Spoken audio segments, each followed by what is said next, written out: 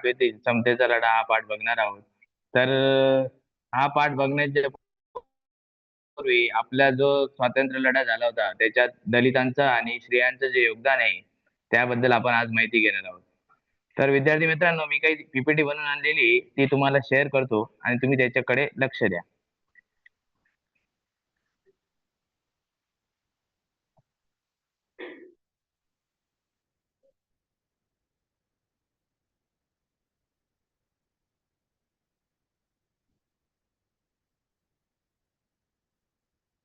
तुम्हाला दिसतंय सर्वांना?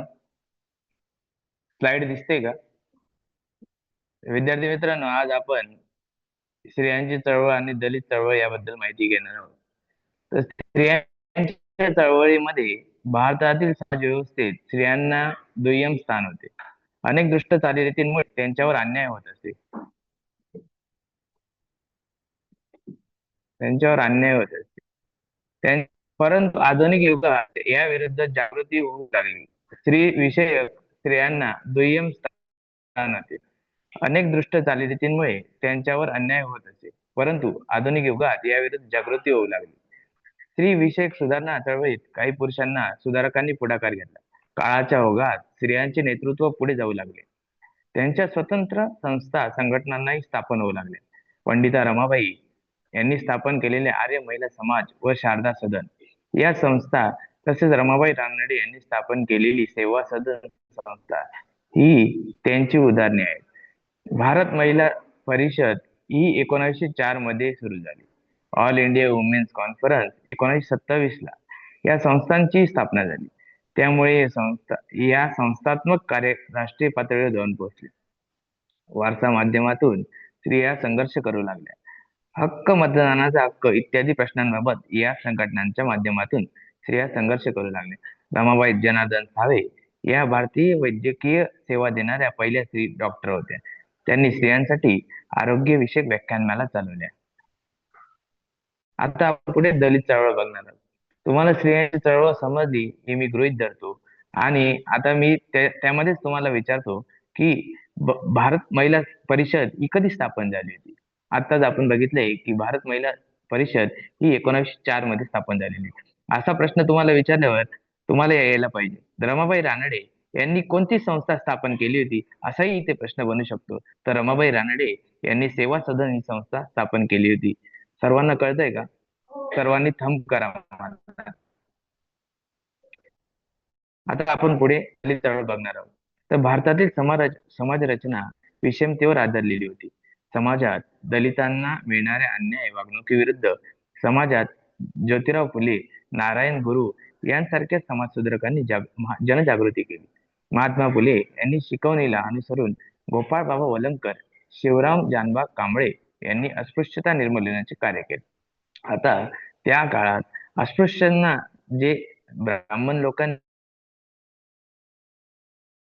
किंवा उच्च दर्जाच्या ज्या जातींनी ज्या पद्धतीने अस्पृश्यांचा आणि जातीभेदांमध्ये भेदभाव केला होता, त्यामध्ये भेदभाव नष्ट करण्यासाठी ज्योतिराव फुले, नारायण गुरु आणि त्यांसारख्या शिवराम जानबा कांबळे यांनी अस्पृश्यता निर्मूलनाचे कार्य केले. त्यानंतर रामजी शिंदे यांनी दलितांच्या प्रगतीसाठी 1906 मध्ये डिस्ट्रेस क्लास मिशनची स्थापना केली. कोणी केली? महर्षी विठ्ठल रामजी शिंदे यांनी 1906 मध्ये दलितांच्या प्रगतीसाठी डिस्ट्रेस क्लासेस मिशनची सुरुवात केली. दलितांना स्वाभिमानी, सुशिक्षित आणि उद्योगी बनवणे हा त्यांच्या कार्याचा महत्वाचा भाग होता.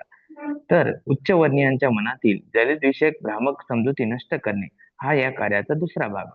राजश्री शाहू महाराजांनी कोल्हापूर संस्थानात आरक्षणाचा क्रांतिकारी जाहीरनामा काढला. मोफत व सक्तीचे प्राथमिक शिक्षण हा कायदा केला. जातीभेद त्यांनी निर्मूलनासाठी भरीव कार्य केले. रोटी बंदी, बेटी बंदी व व्यवसाय बंदी असे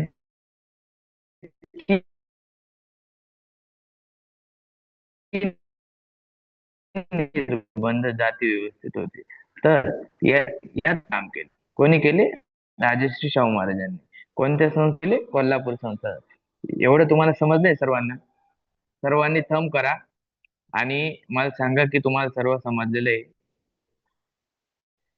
महर्षी विठ्ठल रामजी शिंदे यांनी प्रगतीसाठी कोणते मिशन सुरू केले, डिस्प्लेस क्लास मिशन. सर्वांना कळतंय ना मी काय सांग, ऐकू येते का सर्वांना? सर्वांना ऐकू येते ना? सिमरन, ऐकू येते ना? ओके. तर विद्यार्थ्यांना आता आपण पुढच्या स्लाइड कडे जाऊ. 22 फेब्रुवारी 1918 रोजी कोल्हापूर सरकारच्या गॅझेटमध्ये जाहीरनामा प्रसिद्ध होऊन संस्थानातील बलुतेदारी पद्धती नष्ट करण्यात आली. कोणतेही व्यवसाय कोणालाही करण्याची परवानगी देण्यात आली. बलुतेदारी पद्धत कोणी नष्ट करण्यामागे कोणाचा हात होता? आत्ताच आपण बघितलंय, राजश्री शाहू महाराजांचा. कोणाचा हात होता? राजश्री शाहू महाराजांचा. ती कधी न- कोणत्या गॅझेटमध्ये जाहीरनामा प्रसिद्ध झाला? 22 फेब्रुवारी 1918 मध्ये कोल्हापूर सरकार गॅझेटमध्ये जाहीरनामा प्रसिद्ध झाला. एवढं सर्वांना कळालंय? ओके. डॉक्टर बाबासाहेब आंबेडकरांच्या नेतृत्वाखाली त्यांच्या संघर्षाला सुरुवात झाली. स्वातंत्र्य, समता, बंधुता व या तत्वावर समाजाची उभारणी करण्याचे काम हे करण्याचे डॉक्टर आणि विषमतेत शेवट होणार नाही अशी त्यांची खात्री होती. सामाजिक समता हा दलितांचा हक्क आहे अशी त्यांची धारणा होती. त्यांनी आपल्या अन्वयांना शिका, संघटित व्हा आणि संघर्ष करा हा असा स्फूर्तिदायक संदेश दिला. शिका, संघटित व्हा आणि संघर्ष करा असा स्फूर्तिदायक संदेश कोणी दिला होता? डॉक्टर बाबासाहेब आंबेडकर. आत्ताच आपण बघितलेलं आहे की डॉक्टर बाबासाहेब आंबेडकरांनी शिका, संघटित व्हा आणि संघर्ष करा असा स्फूर्तिदायक संदेश दिला. बाबासाहेब बोले यांनी मुंबई प्रांताच्या विधिमंडळामध्ये सार्वजनिक पाणवठे अस्पृश्यांना खुले करण्याचे विधेयक मांडले. तर मुंबई प्रांताच्या विधिमंडळामध्ये असाही प्रश्न येऊ शकतो की मुंबई प्रांताच्या विधिमंडळामध्ये सार्वजनिक पाणवठे अस्पृश्यांना खुले करण्याचे विधेयक कोणी संमत केले होते? तर बाबासाहेब बोले यांनी संमत केले होते.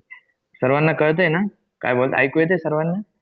तरीही ऋण प्रत्यक्षात दलितांचे पाणवठे खुले झालेले नाही. म्हणून डॉक्टर बाबासाहेब आंबेडकर व त्यांच्या अनुयायांनी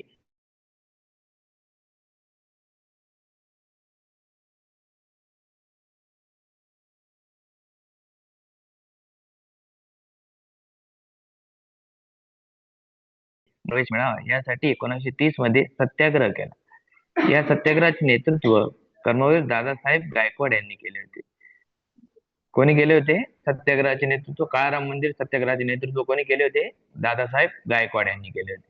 तर विद्यार्थी मित्रांनो, आता आपण बघितलं की डॉक्टर बाबासाहेब आंबेडकर यांच्या अन्वयांनी महाड येथे चौदार तळे सत्याग्रह केला होता. कोणी केला? बाबासाहेब आंबेडकर यांनी केला. सर्वांना समजलंय? तर डॉक्टर बाबासाहेब आंबेडकर यांनी स्वतंत्र मजूर पक्ष स्थापन केला. कामगारांच्या हिताच्या नसणाऱ्या कायद्यांना विधिमंडळात विरोध केला. दलितांचे प्रश्न प्रभावीपणे मांडण्यासाठी त्यांनी 1942 मध्ये शेड्यूल कास्ट फेडरेशनची स्थापना केली.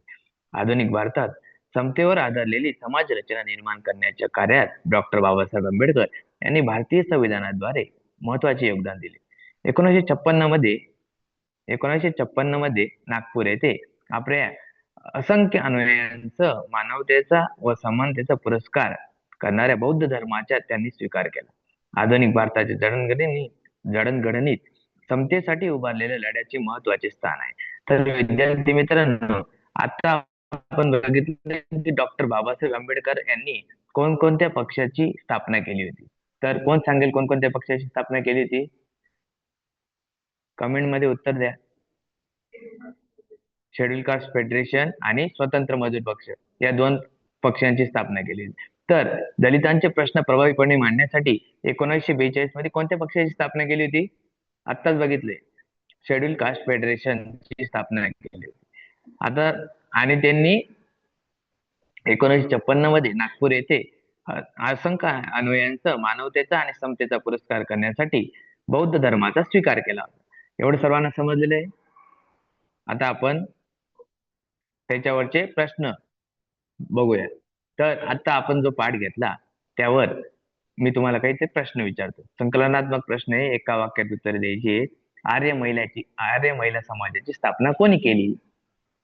आपण बघितलेलं आहे, रमाबाई रानडे यांनी आर्य महिला समाजाची स्थापना केली. सर्वांचं लक्ष आहे, सर्वांनी लक्ष द्या. कोणत्या संस्थानात बलुतेदारी पद्धत नष्ट करण्यात आली? खाली कमेंट मध्ये उत्तर द्यायचंय. आत्ताच बघितले आपण आपल्या 3 नंबरच्या स्लाइड दिलेले बघा तुम्ही.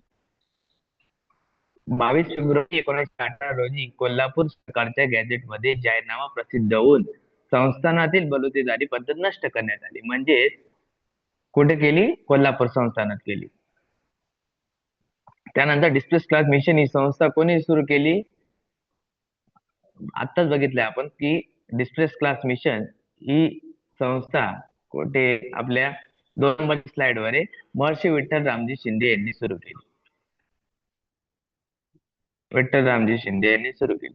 आता बाकीचे उपयोजनात्मक प्रश्न जे आहेत आणि स्वाध्याय, तो विद्यार्थी मित्रांनो तुम्ही घरून घेऊन आणायचा आहे. तुम्ही आपला स्लाइडचा स्क्रीनशॉट काढून घ्या आणि सर्वांनी घरून येताना उद्या जे आपले लेक्चर होणार आहे कॉलेजमध्ये, शाळेमध्ये, त्याचा गृहपाठ करून यायचा आहे. मी सर्वांच्या वया चेक करणार आहे. धन्यवाद. आमची जिरली नाही ना, डिलीट मारलं.